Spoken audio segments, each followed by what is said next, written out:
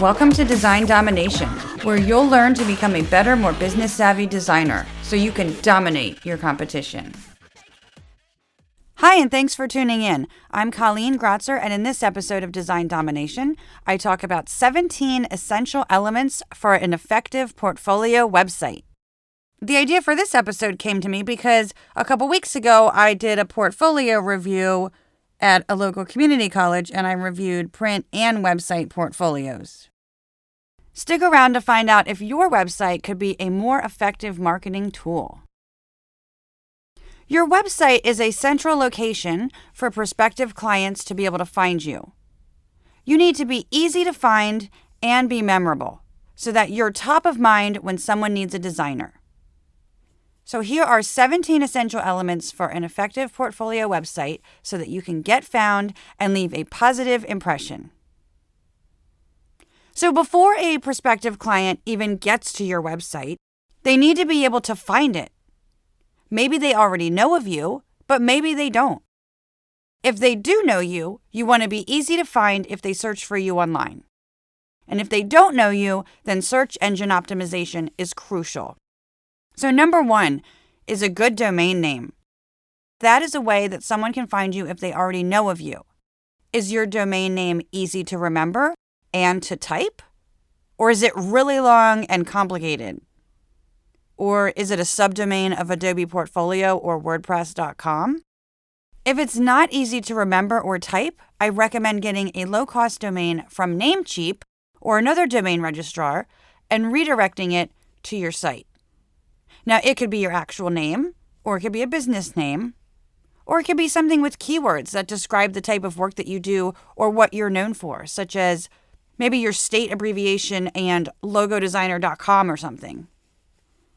If you use your name and your name is hard for others to spell, then it helps to buy domains that are potential misspellings of your name. You could also consider a clever shortened version of your name for the domain. My colleague Jason Resnick uses res.com with 3 Z's. I mean, domains are cheap. You could buy several of them and then redirect them to your single site. Plus, a custom domain is more professional, and it shows that this isn't a hobby. You'll be taken more seriously. Number 2 is search engine optimization. When it comes to getting found via search engines, it helps to have headings on your pages followed by relevant text. This helps search engines understand what each page is about and the hierarchy of each page. Now, a few tips that I can share about this are: use only one H1 per page and make that unique to that page. In other words, don't give another page the same H1. And the H1 should be the page title, what the page is about. If the page shows your logo designs, for example, then your H1 could say logo designs or branding.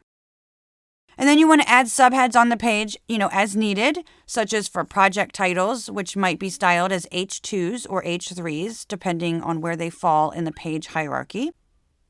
And you don't want to skip any levels of headings, so don't go from an H1 to an H3. And if you use WordPress, then you can use an SEO plugin such as SEOPress or Yoast SEO to help you with your page's SEO. Now let's talk about usability. Usability includes various factors, and I'm going to get into some of them. So number 3 is fast page speed. Once someone gets to your site, how fast do the pages load? This is referred to as page speed, which is how fast the content on your page loads. You don't want to make visitors wait long for a page to load. If they have to wait, they will get frustrated, and they might leave and go to another designer's website. Another reason page speed is important is because it can affect your site's rank in Google search results. You want to aim for a load time of 2 seconds or less. And you can check how fast the pages on your site load at tools.pingdom.com. Now, if your page load time needs work and you use WordPress, you can install a caching plugin. I like WP Rocket, and that's a paid plugin, and there's a free one that I used to use called W3 Total Cache. Number 4, another usability item, is responsiveness and mobile friendliness. So once your site loads, do visitors who are using a mobile device have to pinch and pan around to zoom in and out just to read and get around your site? If so, then it's neither responsive nor mobile friendly. Now, by responsive, I mean that the site adjusts to the width of the screen that the site is being viewed on. With the ever-increasing number of people viewing websites on a mobile device, it's essential to make sure your site looks good and is easily navigable on a smartphone and tablet. Now, most existing site templates and themes nowadays are responsive, but I still see some designers' websites that were built outside of a CMS or before this even became a necessity, so their sites are not mobile-friendly. Sites that aren't mobile-friendly are not only difficult for someone on a mobile device to navigate, but they leave the impression that you're not up to speed on this topic. So if you design or build websites, that can actually hurt you because you should be demonstrating your expertise with your own website. Having a responsive site is also important because it can help your Google rank in mobile search results, and that means search is done on a mobile device. So your site can get a competitive edge over another site that appears in search results if that site is not responsive. You can check to see if Google sees your site as mobile friendly at search.google.com/test/mobile-friendly. Google also has tips to make your website mobile friendly. And I've got links in the show notes for all of these links I'm talking about. So number 5 is another usability issue, and that is clear navigation. When it comes to the navigation, you don't want to clutter up the main menu with too many items. I usually recommend 6 or 7 max for the number of top-level menu items. And you want to group things where it makes sense to do so, such as having all of the type of work you do fall under a top-level menu item called Work or Portfolio, for example. Another usability issue brings me to number 6, and that's accessibility. Accessibility means that you're making something accessible to a user who has a disability. That individual may or may not use what's called an assistive device, such as a screen reader, to get around your site. Some may navigate with the keyboard and not a mouse. Other users may have hearing, cognitive, neurological, or mobility issues and need to get around your site in other ways. Now, I'll cover more about accessibility in a future episode, but some things to consider are that you clearly convey the information and you don't create flashy or cool, and I've got cool in air quotes, cool effects or the latest design trends. It's always better to be simple than to incorporate some effects that might require someone to install the latest version of a browser or to make them use another browser to be able to read everything on your site. It also means keeping the parts of a site where people have come to expect them to be, meaning don't put the main navigation at the bottom of the page because you think it might be a cool idea. Don't cause confusion. Also, make sure that any text that appears over top of photos or colored backgrounds is legible. You might not have an issue reading it, but someone else will. People should also be able to distinguish hyperlinks from body text other than by color alone. Some people might be colorblind or have vision issues. Now, I don't have any vision issues, and I've had issues figuring out hyperlinks on some sites. I mean, I'm astounded to see hyperlinks in the same color as other text and not underlined. So there's no way to tell what's a hyperlink without hovering over it. So don't make it hard for users. So now that I've talked about getting people to your site and then getting around it, let's talk about what they will notice while they're on it. So this is all going to refer to the content. So number 7 is professional. The design of your website will be noticed immediately and leave a lasting impression. Does the design of it look professional? Well, even if you're not trying to get web design work, you want to ensure that your site looks good. You could even consider hiring or trading services with a colleague who does that work in order to make sure that your site looks professional. And it should also have a cohesive look with the design of any print or digital identity materials such as business cards and letterhead. And you want to ensure that there are no spelling or grammatical errors in any of your text. And if you're not good at that, have someone else check your text or check out Grammarly. Now, number 8 is targeted. Does your copy speak to everyone or those that you want to work with? A unique value proposition also called a UVP or a unique selling proposition, is a short statement that describes what you do, how you help your clients, and what sets you apart from other designers. This usually appears at the top of the homepage. You can focus on a particular type of work or a particular industry. And that doesn't mean that you can't do other types of work or do work for clients outside of that industry. It just means that you focus your marketing on them. So when these people come to your site, they feel like they're in the right place and that you know how to help them, that you understand their needs. The copy isn't the only thing that should appeal to them. So does the design appeal to these clients that you're trying to attract? For instance, if your goal is to attract corporate or financial clients, you probably want to avoid a bright or pastel color palette and opt for colors more commonly used in their industry. Like with copy written for a specific audience, choosing an appropriate color palette also demonstrates an understanding of their industry, which is one reason it can be beneficial to specialize. You're not trying to appeal to everyone, and it makes your marketing efforts easier. Number 9 is client-focused. Most of the text on your website should focus on how you can help the client. What can you do for them? What's in it for them?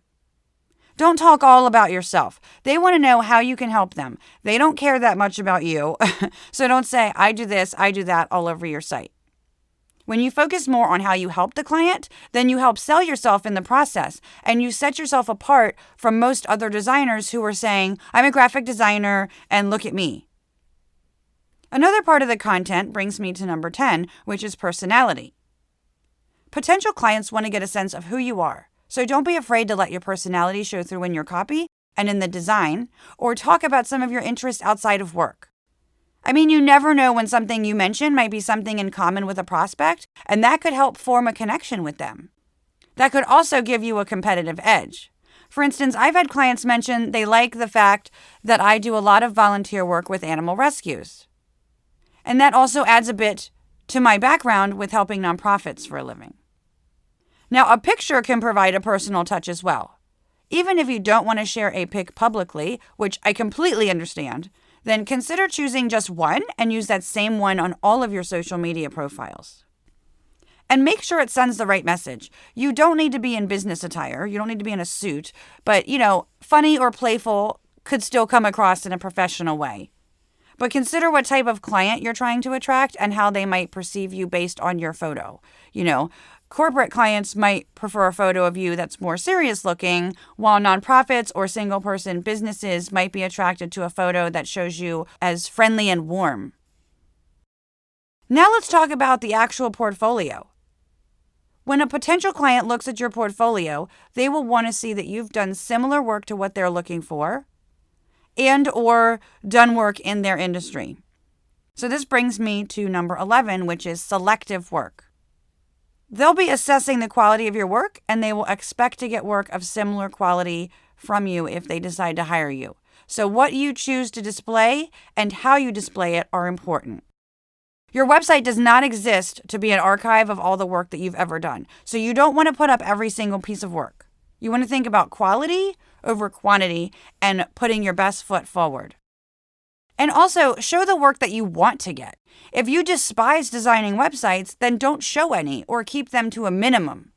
It might be nice for a prospective employer to see that you have that experience, but if you dread that type of work and don't want to be hired for it or aren't good at it, leave it out.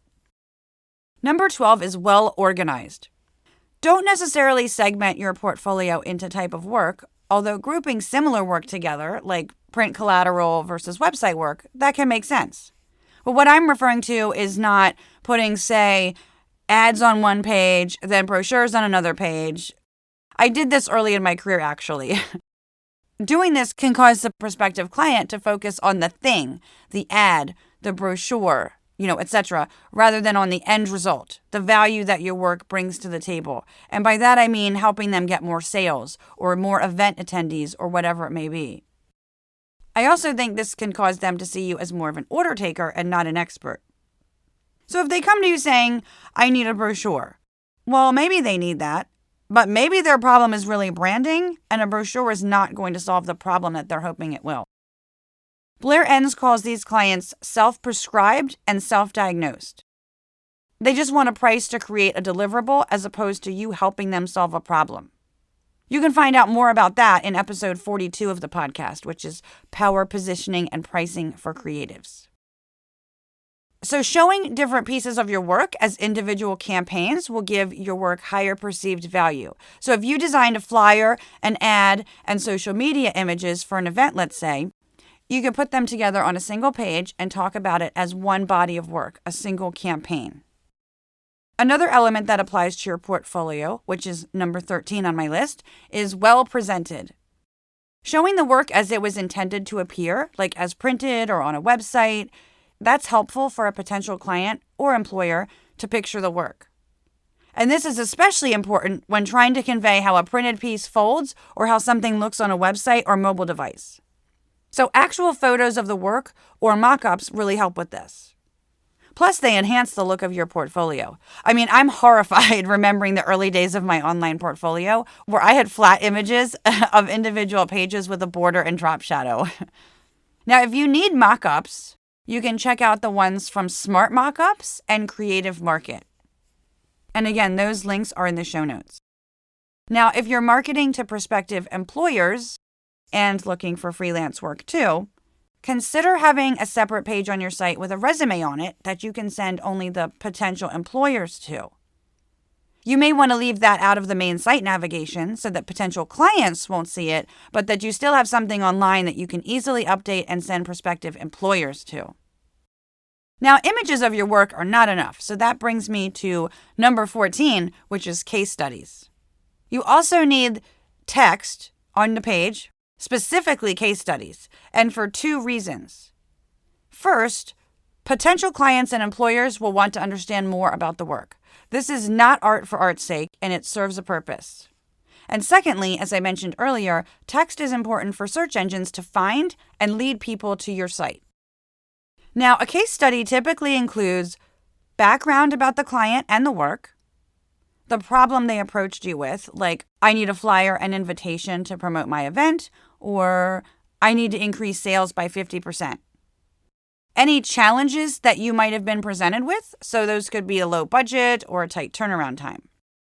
How you approach the design, especially within any constraints. And how your work performed or how it was received by not only whom you did it for, but their audience. So you'll need to follow up with the client to find out that information. And sometimes clients will share this and sometimes not. For example, did it help them get 50% more attendees over last year's event? Did they see an increase in revenue from your work? You can't take all the credit, of course, because the writing and the marketing of the event also play a factor, but you could say that your work contributed to those results because clients don't care about a flyer or a brochure or a logo just to have a flyer or a brochure or a logo. What they want is what it will do for them. Okay, so number 15 on my list is testimonials and reviews. Testimonials and or reviews, such as Google reviews, are super important, especially when someone finds you online as opposed to being referred by a mutual connection. People who are new to you want to know that you're legit, not going to take their money and run, although it's usually the other way around, and that you're going to produce good work for them. You can tell people all day long that you're reliable, detail-oriented, and do good work. But when it's you saying that, it just comes across as trying to sell to them. Plus, a lot of well-meaning designers say the same things, and they don't follow through with those things.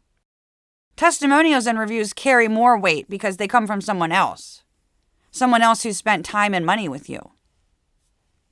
Now, to get a testimonial, shortly after a project has wrapped up, reach out to your client and ask for a testimonial or a review and say that you'd like to use it on your website and social media. And I like to get permission to use their name as well, just to be safe. And then you can reach out and ask past clients for testimonials or reviews too. I mean, people that are happy with your work are usually delighted to help you out in this way and even refer you to others. So don't hesitate to ask for referrals too. Now let's talk about action items. Number 16 on my list is a contact link in the menu. Make it easy for someone to get in touch. Don't bury a contact link in a submenu or on your About page. Put it as a top-level menu item at the top right. I think it's a good idea to include your phone number and email address on your contact page, even if you have a form, because it builds trust. So many people nowadays don't want to take calls. Too much is done via email and text, and it leads to miscommunication, and it's much more impersonal.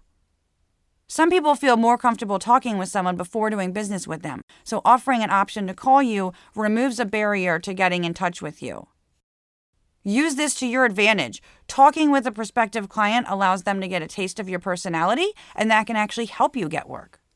And in a time where many designers don't invite this kind of communication, it can actually help you stand out. So the last one on my list is multiple calls to action. You might think it will be obvious for a client to just email or call to get in touch with you, but we must guide them, if not hit them over the head, virtually of course. So what should they do next? On one page, you might want them to contact you, and on another, you might want them to sign up for your email list. Make these calls to action prominent. Consider using buttons with larger text and a contrasting color so that they stand out. So those are my 17 essential elements for an effective portfolio website. Is there something else you would add? Let me know by emailing me at info@creative-boost.com, leaving a comment on the episode page, or posting in the Design Domination Facebook group. And by the way, if you design logos, be sure to check out my brand style guide template at bit.ly/brand style guide template, or just go to the website and click on resources and then premiums. My template will help you add value to your branding work so that you can charge more, and you'll save tons of time so you can be more profitable because it's got actual sections with full text set up and ready to go for you. Just add in the client-specific images and info. It will pay for itself the very first time that you use it.